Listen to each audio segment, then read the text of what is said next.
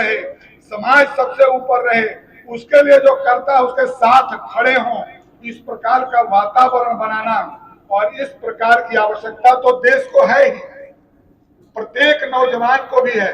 अगर ये देश ठीक प्रकार से नहीं रहेगा, ये नौजवान ठीक नहीं बनेंगे, आज की युवा पीढ़ी, आज का वर्तमान समाज ठीक प्रकार से नहीं जिएगा, तो आप सोच सकते हैं दुनिया की सब ताकतें इस हिंदू समाज को, हिंदू, ये इसलिए हो रहा है कि हम उनको अपने देश की प्राचीन बातों से हम अवगत नहीं करा सके, उनको शिक्षा संस्थानों में वो सब चीज नहीं मिली और वो उच्छृंखल होकर वो समझते हैं कि प्रश्न पत्र हल कर दिया और मेरी डिग्री मिल गई, चाहे जितनी डिग्री पाले, समाज में जीने के लिए समाज के साथ रहना होता है, समाज के मूल्यों को बचाना होता है। और इसलिए ये पुस्तकालय बहुत अच्छे समय पर अनुकूल वातावरण में खुला है। मैं एक ही निवेदन करूंगा कि महाराणा प्रताप के पुरुषार्थ को और महाराणा प्रताप के जीवन के व्यवहार को, साथ ही आज देश की जरूरत के मुताबिक सभी देशभक्त महापुरुषों को समझने की, पढ़ने की जरूरत है। वह स्थान ये महाराणा प्रताप ज्ञान मंदिर बनना चाहिए। कोई नौजवान आता है, कोई आता है, महिला पुरुष आकर महापुरुषों की जीवनी पढ़े, उसको देखे क्या क्या उन्होंने किया है और आज की आवश्यकता में उसका मूल्यांकन करे।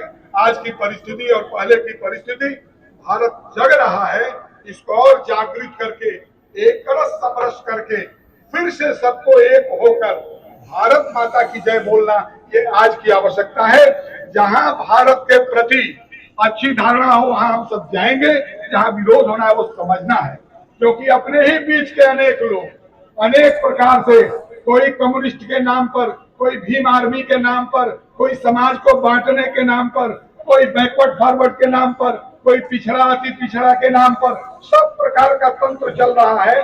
वो सब तंत्र इसलिए चल रहा है कि सबको अपने महापुरुषों की कुर्बानी याद नहीं है, सबको अपने महापुरुषों के जीवन मूल्य ध्यान में नहीं है।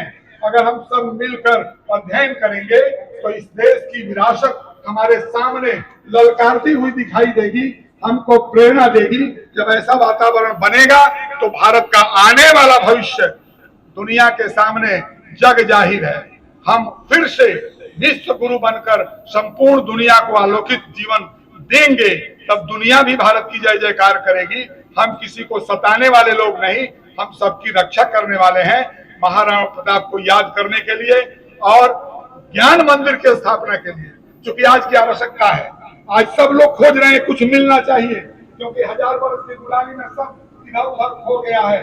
तो ज्ञान मंदिर कम से कम बिता कर रखे और अपने इस मोहल्ले, इस क्षेत्र के लोग आकर पढ़े, विशेषकर नौजवान देखें, महापुरुषों की जीवनियां पढ़ें, भारत की प्राचीन स्थिति पढ़ें, भारत की वर्तमान दुर्दशा का आकलन करें और उसमें से भारत को फिर से खड़ा करने का संकल्प लें। इस ज्ञान मंदिर के माध्यम से ये अगर होगा, और होगा ही, ऐसा करने वाले लोग जब लगे हैं तो मैं समझता हूं कि बहुत अच्छी बात होगी। आप सबने ये प्रयास किया है, ईश्वर हम सबको सद्बुद्धि और यह शक्ति प्रदान करे कि हम यहाँ सब आए हुए सब लोग मिलकर इस दिशा में आगे बढ़े कि भारत में देशभक्ति का ज्वार सबसे जरूरी है। एकमात्र भारत, देश के ऊपर, देश के नीचे कुछ नहीं, देश के साथ चलने वाली, देश के लिए चलने वाली, देश के साथ काम करने वाले लोगों की, ऐसे लोगों को हम आगे बढ़ाने में समर्थ हो सके। प्रयास से पिछले वर्ष यहाँ गायत्री मंदिर का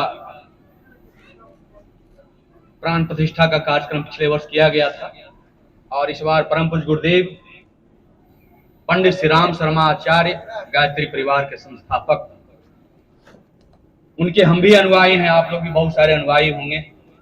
2 पीढ़ी से हम हैं अनुयायी।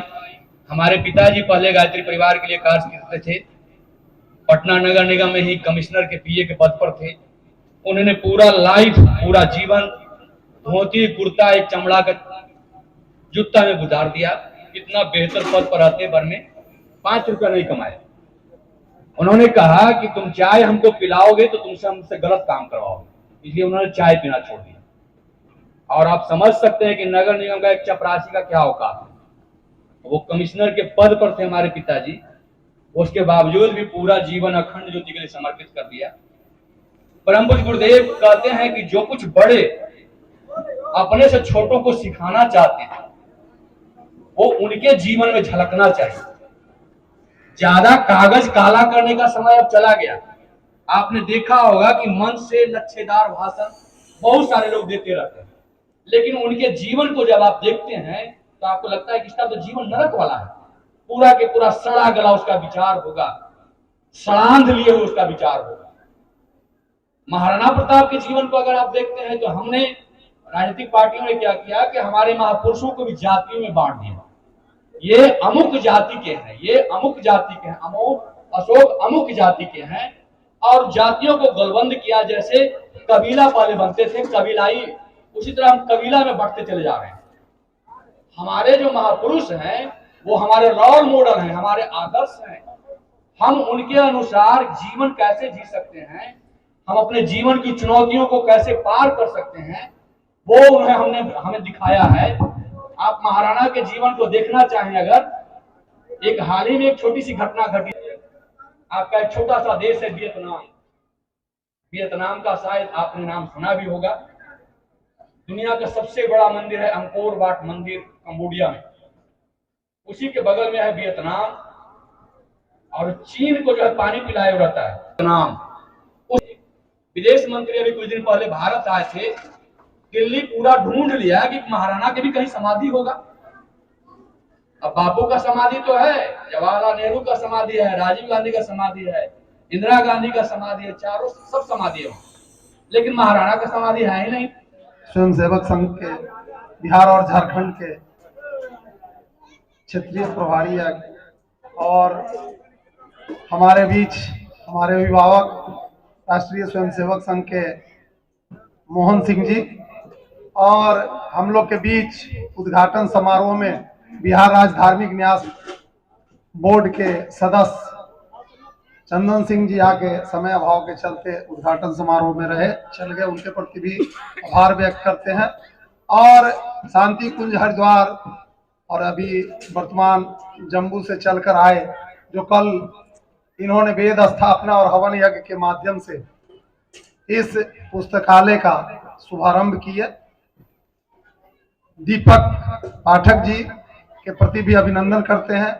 और गायत्री परिवार के हम लोग के बख्तियारपुर और बहादुरपुर गांव निवासी जुझारू भाई और साथी गजेंद्र सिंह जी के प्रति भी आभार व्यक्त करते हैं।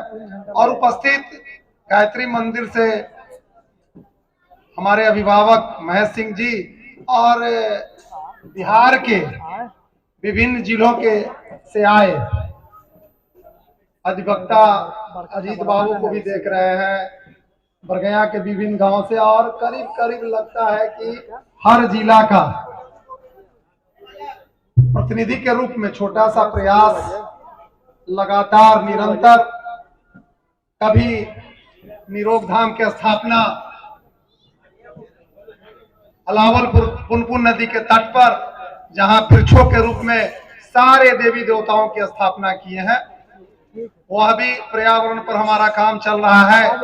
यहाँ आए जब बसे तो लगा कि हमारे महिलाओं के लिए मंदिर की जरूरत है, तो माता गायत्री का सानिध्य प्राप्त हुआ और छोटा सा प्रयास में माँ गायत्री और शंकर भगवान और हनुमान जी का मंदिर बना।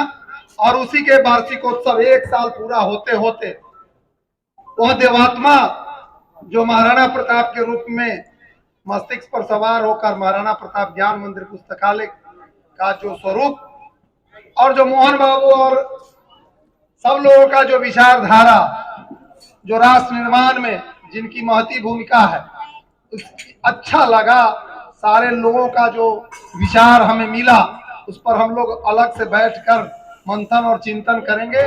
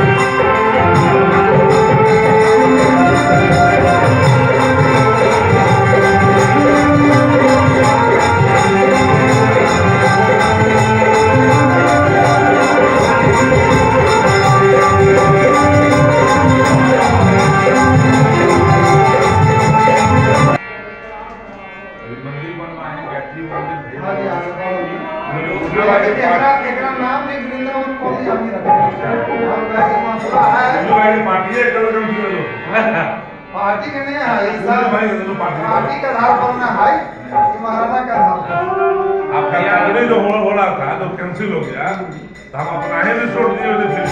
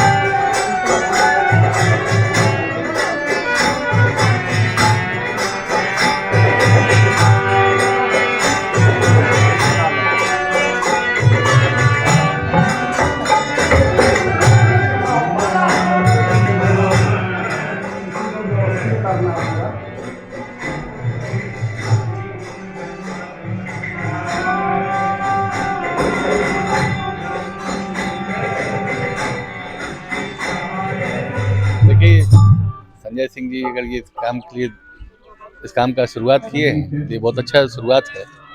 और ये तो मतलब एक नया रचनात्मक कार्य शुरुआत हुआ है इनके नाम पे, क्योंकि अभी तक इनके नाम पे हमेशा हम लोग देखते थे सिर्फ जयंती, इनका पुण्यतिथि, यही इन्हीं सब चीज़ों में लोग अपना समय देते रहते थे। लेकिन इनके नाम पर अगर कुछ रचनात्मक कार्य हो रहा है कि इनके नाम से अगर विद्या मंदिर खुल रहा है तो इससे बेहतर और क्या हो सकता है। मंदिर के थी में पहुंचे हुए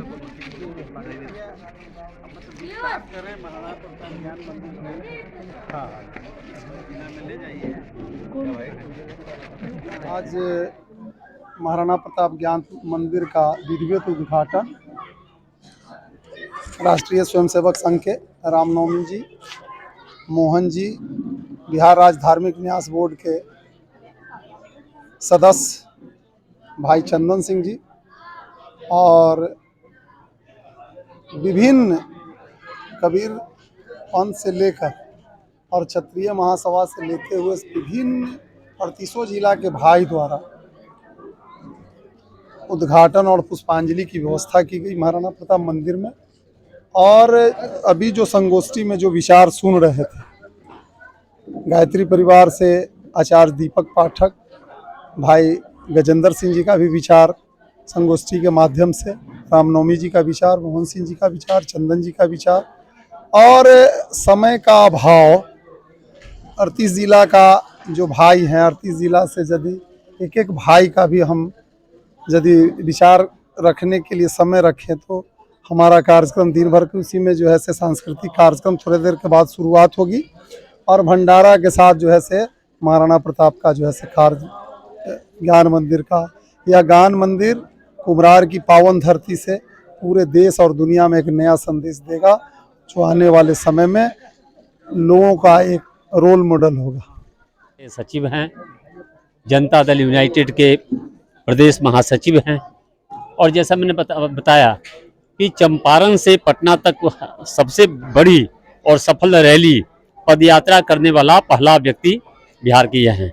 तो इनके विषय में ज़्यादा बताने की जरूरत नहीं है।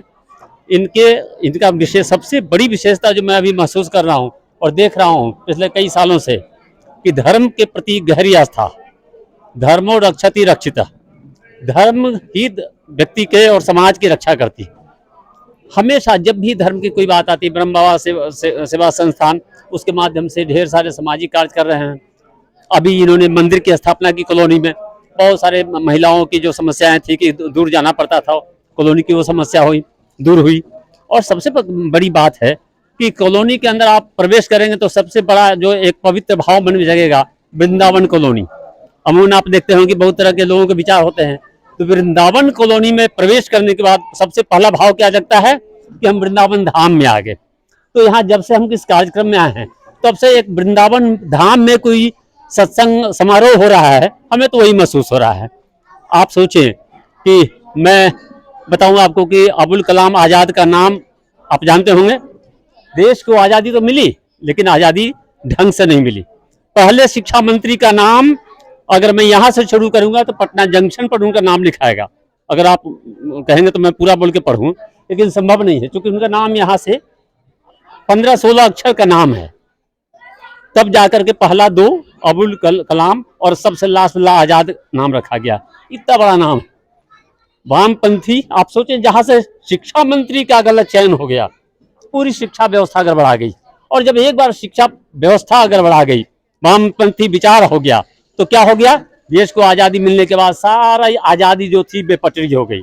शिक्षा व्यवस्था, जहाँ महाराणा प्रताप पुस्तकालय का क्या भाव विचार मन में है, महाराणा ही नाम क्यों हुआ? तो जैसा मैं कह रहा था कि शिक्षा व्यवस्था जब बेपटरी हो जाए तो आपको अब सांस्कृतिक गुलामी हो गई थी।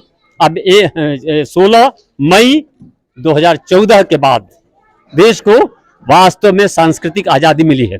और वो आज़ादी का चुभन कैसा है कि मैं आपसे खाली ये कहूँगा, पत्रकार बंधु से भी आपसे मैं कहूँगा कि जय श्री राम का क्या मतलब होता है? तो आप कहें कि जय श्री राम का मतलब भगवान श्री राम की जय हो। नहीं, कुछ लोगों को लगता है कि जय श्री राम का मतलब बीजेपी, भारत माता की जय। इसका क्या मतलब हुआ? देश के प्रति भक्ति? इसका नहीं नहीं नहीं नहीं। देश में ढेर सारे ऐसे लोग हैं कि भारत माता की जय का मतलब भारत माता के प्रति श्रद्धा नहीं है। वो क्या है? बीजेपी। ये है हमारा क्या है? भगवा वस्त्र है, देश की सांस्कृतिक धरोहर है। इसका क्या मतलब लोग निकालते हैं? मैं नहीं बताऊंगा। राष्ट्रवाद शब्द एक है, राष्ट्रवाद से गहन, गंभीर और सम्माननीय शब्द क्या हो सकता है? आप किसी से भी पूछ ले, आप पत्रकार बंधु हैं, राष्ट्रवाद मुंह से किसी की निकली और उसका क्या मतलब होता है? मैं कोई बीजेपी का नहीं हूं, मैं संजय जी का अनुयायी हूं, इनके साथ रह करके और जनता दल यूनाइटेड में राजनीति के कुछ गुर रहस्य सीख रहा हूं। लेकिन मैं क्यों कहा, भावनाएं बीमार हो गई है। अभी मैं अगर कह दूं जो बात मैं कह रहा हूं, उसको भी अगर इसको चिंतन और समीक्षा व्याख्या करेंगे तो क्या कहेंगे? क्या कहेंगे कि भाई ये तो ये। अभी जरूरी है संस्कृत पढ़ाना, लोगों को संस्कृति से जोड़ना, भारत के जो हमारा मूल तत्व हैं उनसे जोड़ना। मैं बताऊं, मैं जब 5 वर्ष का था मैं 5 वर्ष था, मैंने संस्कृत का एगो प्रतियोगिता जीता था। वो क्या था कि एक सुर में इस श्लोक को बोलना है। अब बुढ़ापा आ गया, अब तो संभव नहीं है कि मैं बोलूं, लेकिन यम ब्रह्मा वरुणेन्द्र रुद्रमर्त स्तुन्वन्ति दिव्यैस्तवै वेदै सांग पदक्रमोपनिषदै गायन्ति यं सामगा ध्यानावस्थित तद्गतेन मनसा पश्यन्ति यं योगिनो यस्यान्तं न विदुः सुरासुराः देवाय तस्मै नमः। 5 साल 6 साल की उम्र में हमने एक सुर में इसको किया था। एक समय था जब मुझे गीता का पूरा ज्ञान था। तो धर्म के प्रति रुचि नहीं होगी, साहित्य के प्रति रुचि नहीं होगी, तो हमारा समाज भटक जाएगा, बिखर जाएगा। इसलिए इस तरह की बात की धर्म के प्रति आस्था और शिक्षा के प्रति आस्था। शिक्षा तो समाज का, देश का आधार है। आप देखिए कि महाराणा प्रताप को इग्नोर किया गया, महाराणा प्रताप को जाति के साथ बांध दिया गया। तो ये तमाम बातें हैं जिसको संजय बाबू ने बहुत बढ़िया तरीके से समाज में पेश किया है। धर्म के प्रति आस्था को दिखाया है कि समाज को ज्ञान दिया है कि आपको कुछ करना है तो क्या क्या आप कर सकते हैं। हमारे समझ से, क्योंकि इतनी बड़ी उम्र हो गई और जहाँ तक हम लोग जाते हैं घूमते रहते हैं, लेकिन आज पहली बार ये जो महाराणा प्रताप के नाम पे जो पुस्तकालय का आज उद्घाटन है और इसके सेवक कहिए, संरक्षक कहिए, इसे करता धरता कहिए कि संजय सिंह जी, इन्होंने इतना बड़ा काम किया है कि जो आज पूरे भारतवर्ष में अगर गिने चुने कहीं होगा, लेकिन बिहार का ये पहला एक बहुत ही बड़ा महान काम है। ये पुस्तकालय जगह थोड़ी सी छोटी सी लग रहा होगा, लेकिन ये छोटी नहीं है। ये हमारे आने वाले पीढ़ी, हमारे आने वाले बच्चों के का ये भविष्य होगा। आज अगर पूछेंगे किसी से कि महाराणा प्रताप का कुल देवी कौन था, तो लोग नहीं बता पाएंगे। आज अगर कोई पूछेगा कि महाराणा प्रताप का घर का नाम क्या था, तो कोई नहीं बता पाएगा। आज अगर कोई पूछेगा कि महाराणा प्रताप कौन थे, कहाँ पैदा हुए, ये बहुत लोग नहीं जानते। लेकिन आज इन्होंने ये पुस्तकालय का स्थापना करके संजय जी ने बहुत बड़ा अच्छा काम किया है। और संजय जी का जो सामाजिक, जिस तरह से आध्यात्मिक से जुड़े हुए और जिस तरह से उन्होंने काम कर रहे हैं, ये इससे समाज में एक बहुत अच्छा मैसेज जा रहा है और हम सबको सीखना चाहिए उनसे। और मैं उनको तहे दिल से मैं धन्यवाद करता हूं कि वह ईश्वर उनको और शक्ति दे और आगे वो इस तरह का काम करते रहें। और समाज के लोगों को भी चाहिए कि इनके मनोबल को आगे बढ़ाते रहें, क्योंकि संजय सिंह जिस निष्पक्षता के साथ, जिस तरह से, और सबसे बड़ी बात कि किसी से एक पैसा चंदा नहीं लेते हैं, जो आज पूरे समाज चंदा पे चलता है। अब अगर आप देखें कहीं बहुत बड़ा फंक्शन होता है, बहुत बड़ा कोई अष्टजाम हो जाएगा या बहुत बड़ा कहीं पूजा होता है या बहुत बड़ा मंदिर बनता है, चाहे वो अयोध्या का मंदिर बने चाहे वो कहीं का हो, तो बगैर चंदा से नहीं होता है। लेकिन ये व्यक्ति बगैर चंदा का नाम निशान नहीं है। और एक माता रानी, एक ऐसा शक्ति इनको दिया है, एक ऐसा गायत्री माँ का शक्ति है इनमें कि ये हर काम को करते हैं। ये अजूबा है और साफ सुथरा, सुंदर, और जहां आप तो जानते हैं जहां चंदा नहीं है तो वहां भ्रष्टाचार मुक्त है। तो ये बहुत अच्छी बात है। मैं संजय जी का दिल से धन्यवाद देता हूं, आभार व्यक्त करता हूं कि समाज में आपने एक बहुत बड़ा, और महाराणा प्रताप का ये जो पुस्तकालय है, ये आगे, मैं फिर से दोहरा रहा हूं कि आगे आने वाला जो मेरा पीढ़ी होगा उसके लिए ये बहुत बड़ा वरदान होगा। लोग आएंगे, यहाँ पढ़ेंगे और अपने महापुरुषों के बारे में जानेंगे कि कौन है। और महाराणा प्रताप कोई साधारण व्यक्ति नहीं था, ये अवतारी पुरुष थे। ये सदी में ऐसे पुरुष एक ही बार आते हैं। क्या अभी तक कोई महाराणा प्रताप जन्म लिया क्या? अभी कोई पृथ्वीराज चौहान जन्म लिए क्या? अभी कोई दोबारा कोई राम हुआ क्या? दोबारा कोई कृष्ण हुआ क्या? नहीं हुआ। तो ये सदी में एक बार ही आते हैं, ये अवतारी पुरुष हैं और ये आते हैं, मानव को नया रास्ता दिखाते हैं कि आगे आने वाला जो जनरेशन है उसको सीखना है, उसके जो उनका व्यवहार है, उनका विचार है, उनका जो किया हुआ त्याग और तपस्या है और कहना है। और सबसे बड़ी बात कि सनातन धर्म के सबसे बड़े रक्षक महाराणा प्रताप को मैं श्रद्धांजलि अर्पित करते हुए अपनी वाणी को विराम।